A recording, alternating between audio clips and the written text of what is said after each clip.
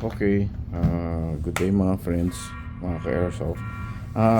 Meron lumapit sa ating kalaro natin sa field na meron siyang Wii na mags na nagli-leak. At to, nagawa namin sa field yung isa.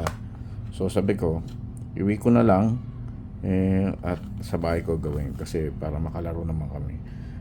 Saktong-sakto naman dahil nauwi ko to, ma-video ko na din. Okay, so yung pagme-maintain ng mga Wimags nyo para wag mag-leak. So akala niya nagli-leak dito sa gas port. Sa totoo lang kasi yung gas port medyo hindi yan sealed talaga. Nakadiin lang yan din para lang meron daanan yung hangin papunta doon sa ating nozzle, doon sa ating ano ba tawag natin doon? Sa dulo ng dila ko, dun sa ating bolt. Okay, sa bolt carrier natin. So karga natin, walang laman to. Ayan o, wala laman o. Okay, karga natin.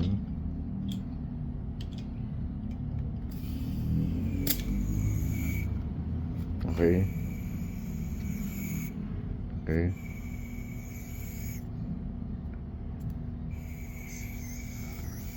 Dito siya sumisingaw kasi dumadaan dito. Okay, so akala tuloy dito na okay. So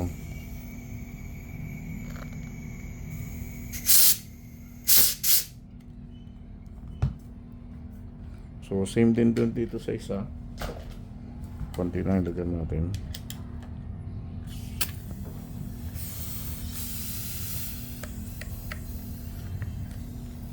So ito parang may sa nozzle. Okay? So inahin natin tong isa. So ang ano lang, hilahin lang patras. Maluwag lang naman yan. Then tatanggalin to. Okay? So tatanggalin mo to. So gawa tayo na to.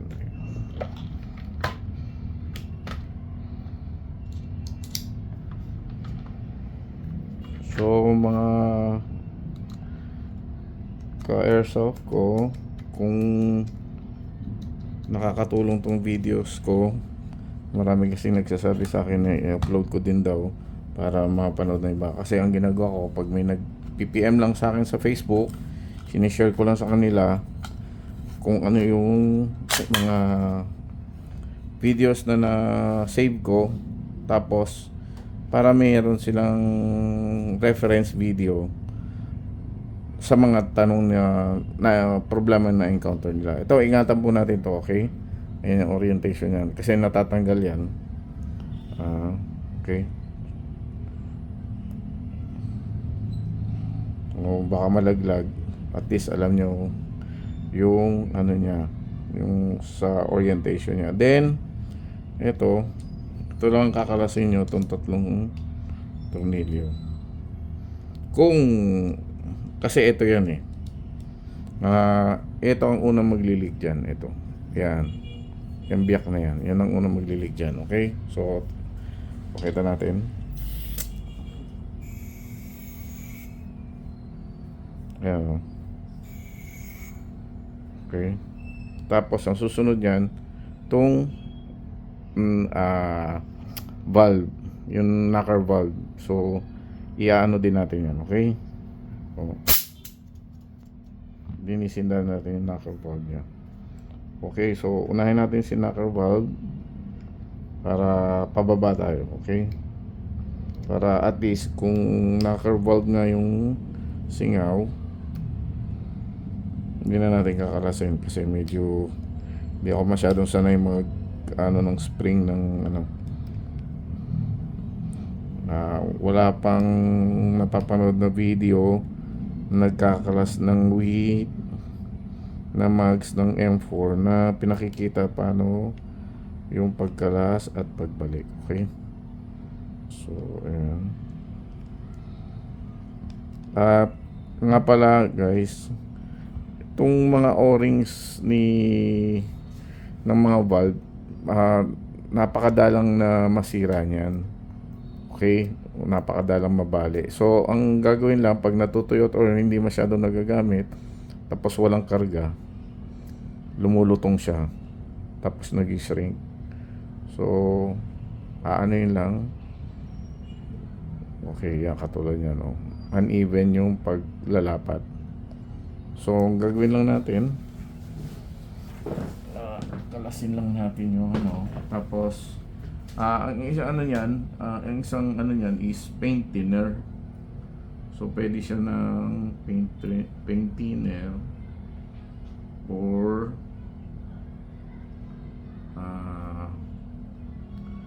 ano pa ba? Yung para lumambot. Meron kasing isang product na ginagamit namin sa mga sasakyan. Okay, pinalalambot niya yung mga goma, yung mga seals, tsaka mga boots para hindi ka nagpapalit. Pero medyo may kamahalan, nasa 1.5 bata. Nakalimutan ko yung pangalan niya. So ano lang naman din, bili lang kayo nito sa Lazada. May mga iba-ibang sizes to na set. Ayan, tingnan nyo lang kung ano yung kailangan nyo, kung 1mm or 1.5. Ito ang binili ko, yung 1.5 kasi mas gamitin ko. 1.5 to 2.4 tsaka 3.1. Pero meron nito 1mm, 0.5mm hanggang papaliit. Okay? So ito, laging meron yan ka match. Okay? Yan. So pwede rin natin palitan if kailangan. Pero sabi ko nga, sobrang bihirang mangailangan siya ng pamalit. Okay? So ano lang, ito yung ginagamit ko sa kotse din to. Okay, sa kotse din.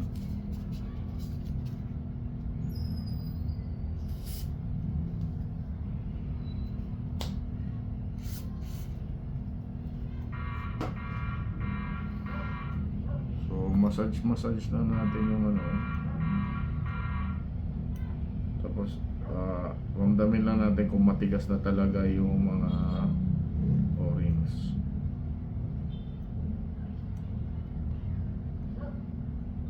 Okay.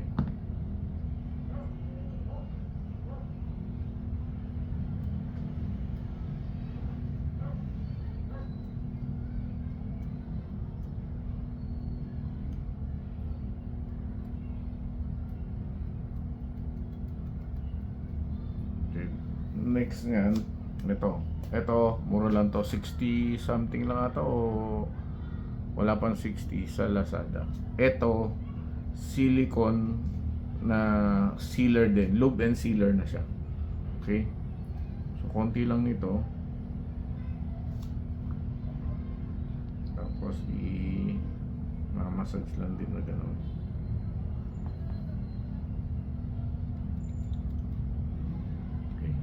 Then check natin.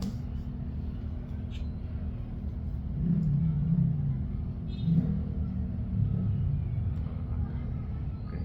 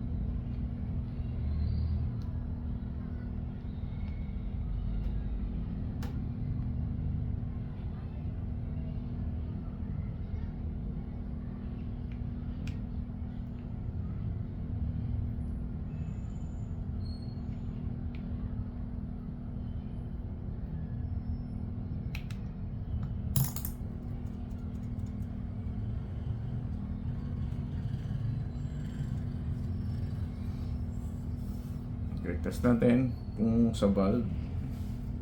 Konti lang ulit. Okay. Wala na. Kita nyo? Nawala na. So, hindi dito. Pero, pwede pa rin natin i-check kung dyan nga wala tayo ng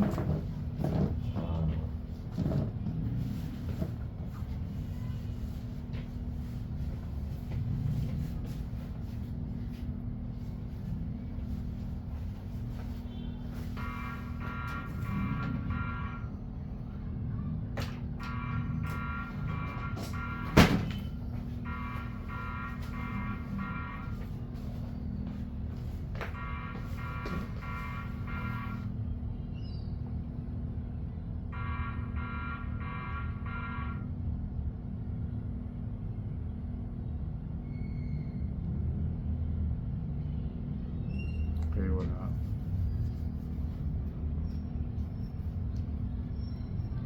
Sorry.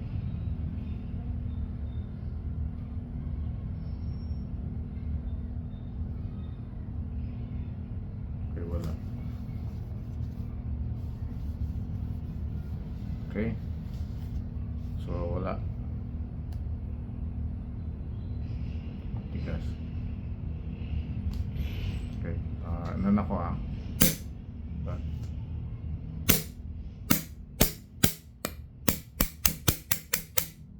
Okay. So, ngayon, gagawin natin dahil goods na to, patatakasin ko muna yan. Okay?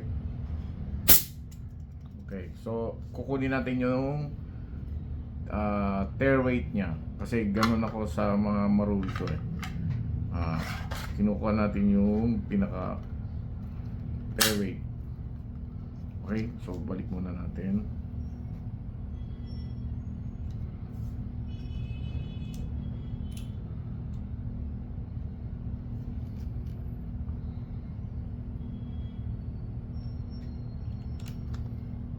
So yung isa na inayos namin sa field, sa gitnang o-ring yung kanyang leak. Ito naman sa valve, okay? Sa valve niya, doon sa valve knocker niya ang leak. So at least maganda pa din na naayos natin.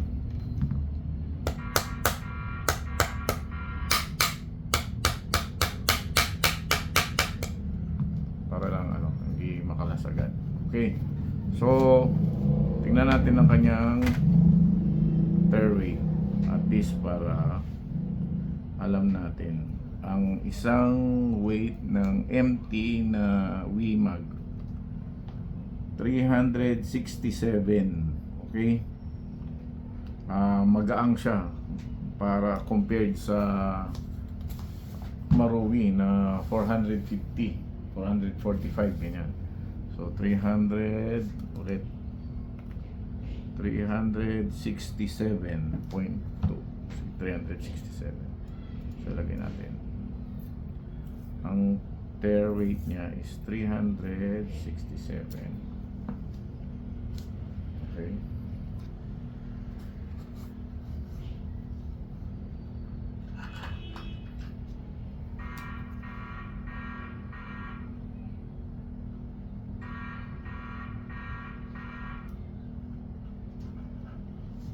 Okay. So yan, 367 ang tear weight. Ngayon naman, ang gagawin natin, kakargahan natin siya ng 15 grams. So kung halimbawa 15 grams, nasa 382. Gawin na natin 380. Basta kailangan makuha natin sakto. Okay, kargahan ko lang off. Okay. So check natin yung valve kung may leak. Okay, wala. Okay. Wala.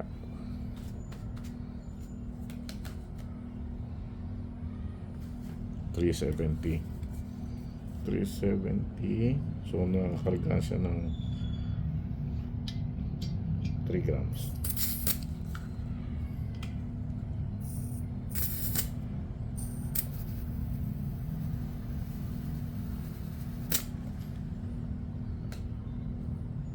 $376.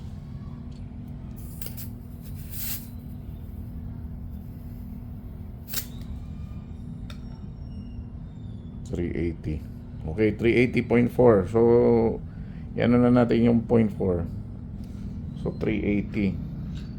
Bigyan uli natin ng marking. So, ito, babalikan ko to sa Saturday. Okay? Sa Saturday po, kasi Sunday kami magkikita nung nagpagawa.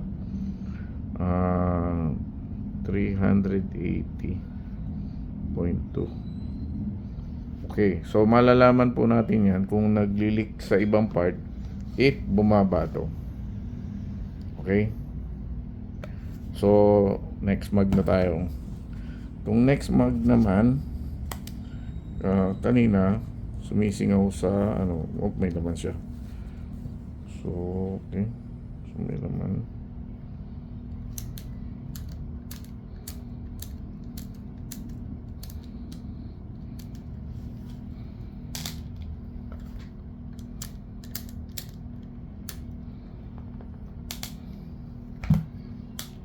Okay.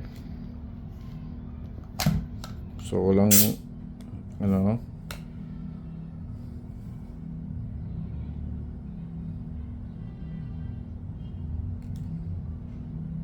369.6. Okay, so magkaiba sila ng weight. Medyo mabigat to.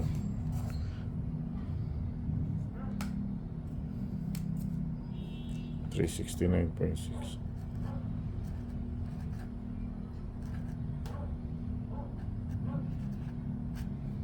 Okay.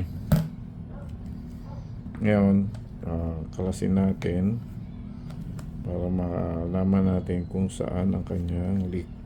Okay. So, kaya pala may tape. Hinaharangan niya para wag mag-slide yung lock.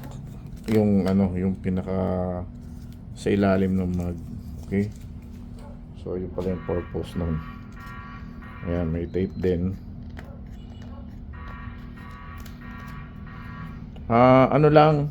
Pukpukin nyo lang to.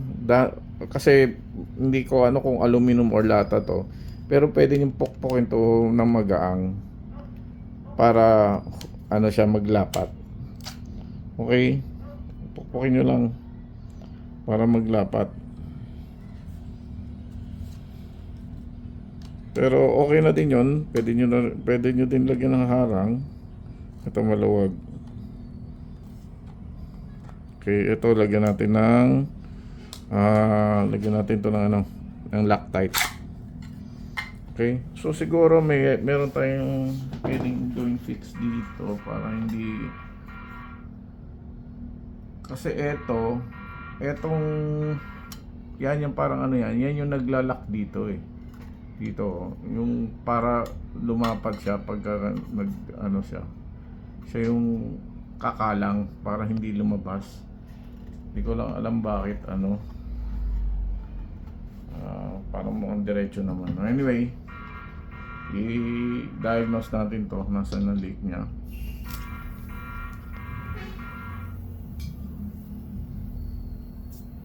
Okay, ang leak niya nasa anong valve, yung kargahan ng valve. Okay, nasa kargahan naman siya ng valve.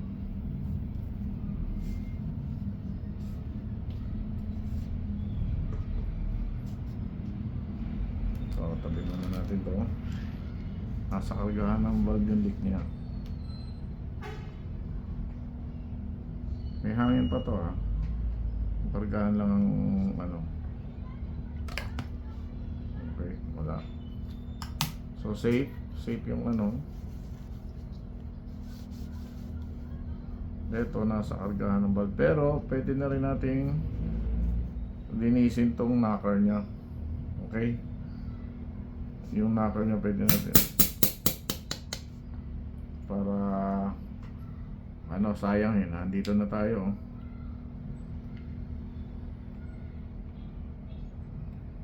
So,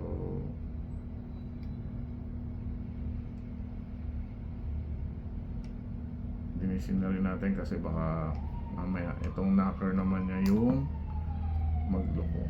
Okay, hirap ng aking pang kalas na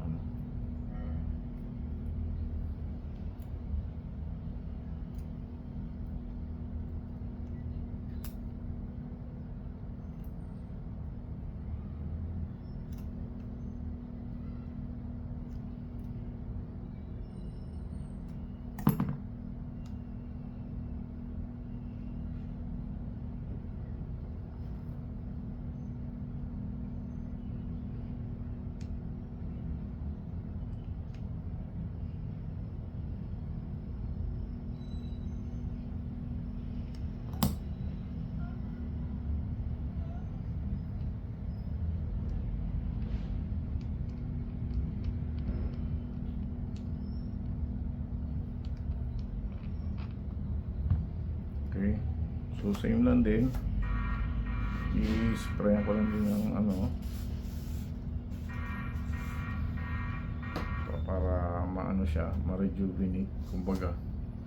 Okay, then ito namang isa, ito namang ito.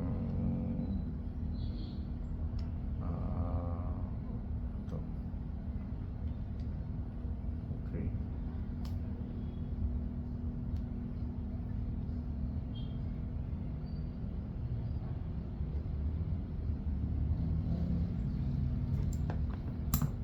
Okay, okay, ang bulb niya.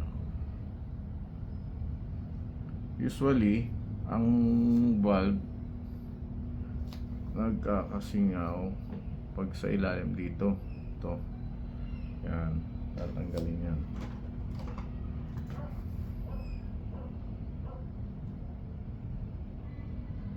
Tapos checkin yung spring. Kung okay pa yung spring niya.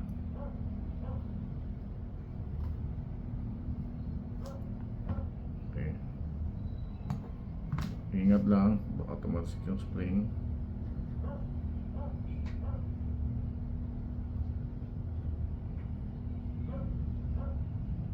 Okay. Lambot na yung spring niya.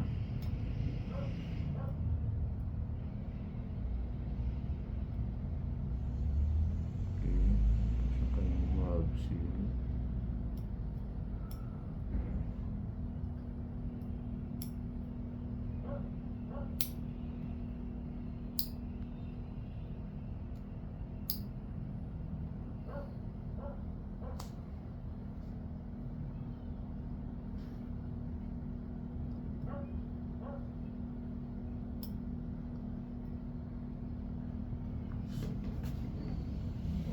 Ito na yung valve seal.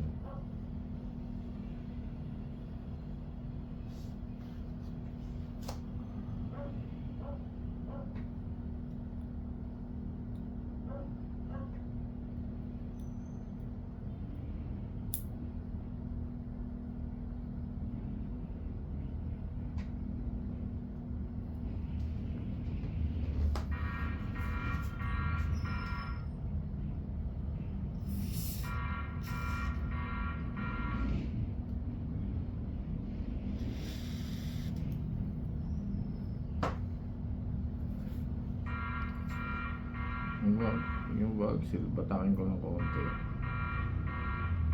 Okay. Konting unat lang.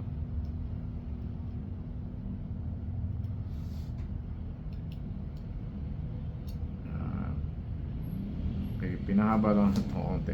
Baka kasi hindi nag-ano na eh. Okay. Hindi nag-re-retract.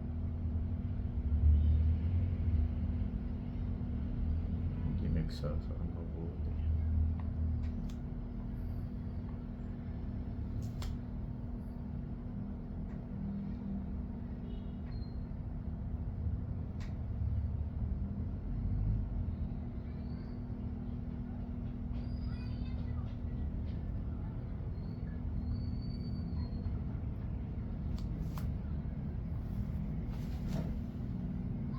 Okay.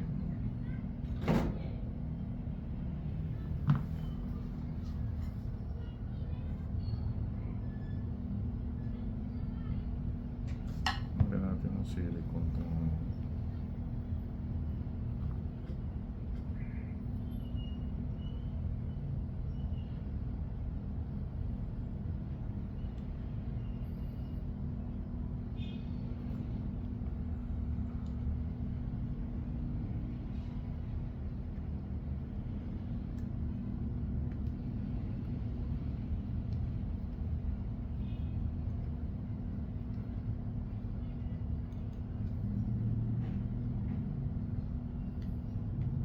Nga pala, huwag niyo masyadong higpitan yung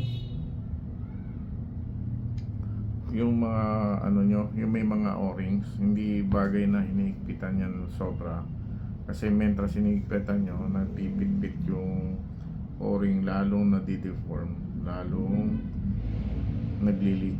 Yung tamang higpit lang, tamang higpit lang. Okay. Tamang higpit lang ang ano niya.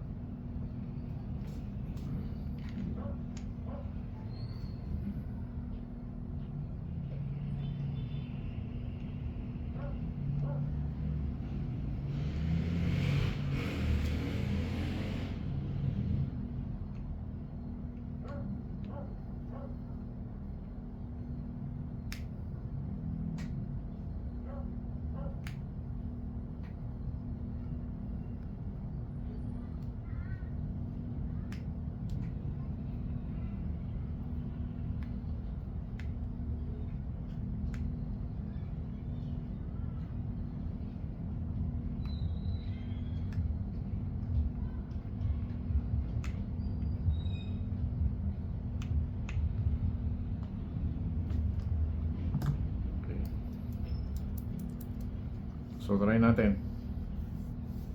Try natin kargahan.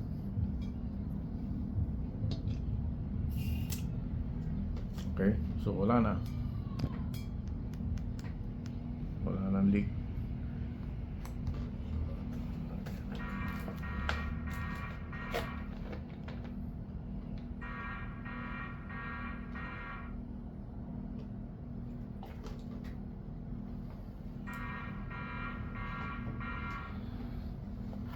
So, yan natin.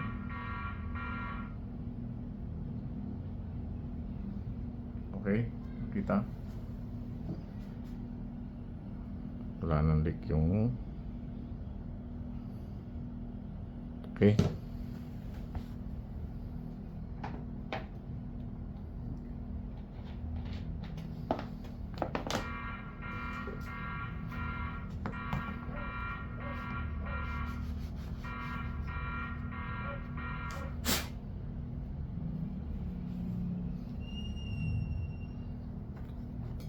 So, testing.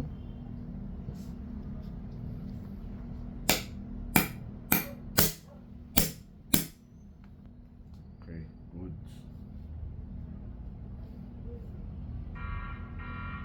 Yan, nalaglag. Ano, sinasabi ko, nalaglag na. Okay. So, orientation ng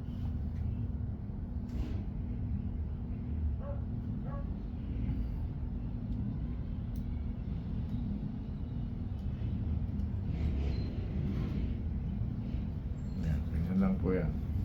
Okay. Yan, yan. Okay. So balik na natin.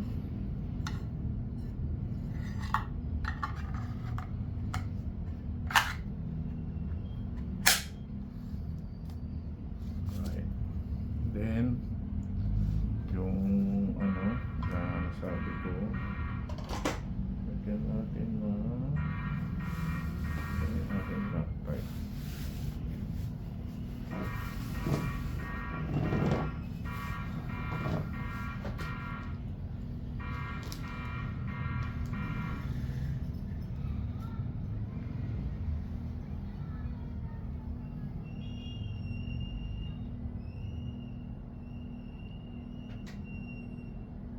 Napakadami.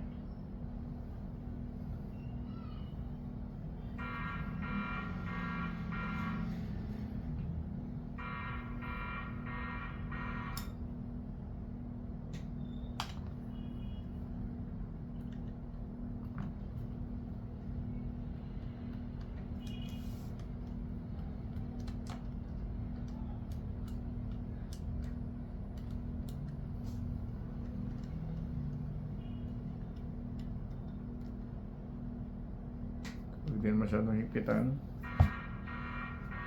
Kasi aluminum yan, maglulus yung ano niya, thread. Maglulus thread siya. At may work naman, tataniman ng bagong ano, thread or thread. Kaya lang, syempre, trabaho. So okay na. So, ano natin siya. Ayan dapat yun lang. So, para hindi umatras yan, ito, pupukin nyo lang pababa.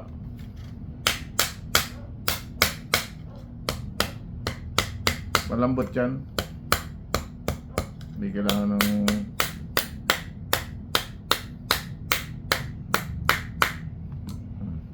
matigas na. Oh, matigas na. Diba? Matigas na. Hindi na yan mahihila basta-basta. Okay? Pokpok lang, huwag nyong angatin. Okay? So ngayon, meron na tong weight kanina bago natin ginawa. Ganun lang, i-rejuve nyo lang yung mga seals nyo. Hindi nyo kailangan bumili ng mga o-rings. So 369.6. So kargahan natin.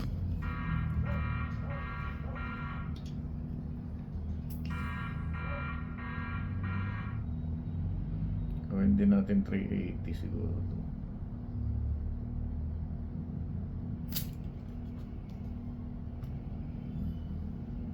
371. Sorry.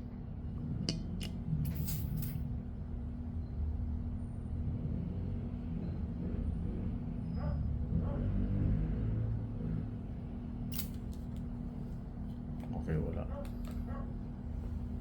370. Naglolo pa. 370.6.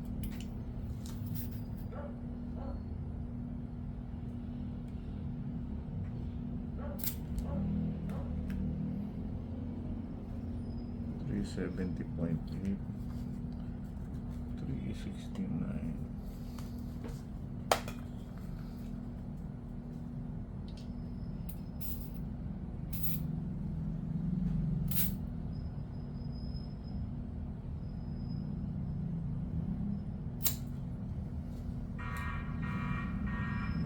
$71.2, mabagal kumarga ito. Siguro nilagyan ito ng kroma sa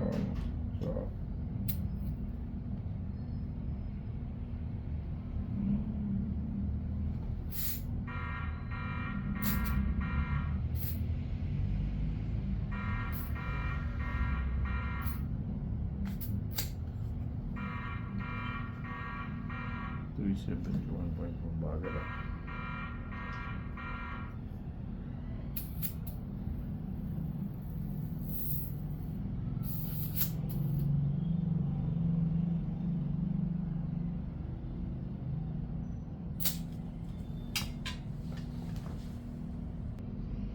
Okay, so ayan na, 380.8. Okay, so yun ang kanyang 380.8.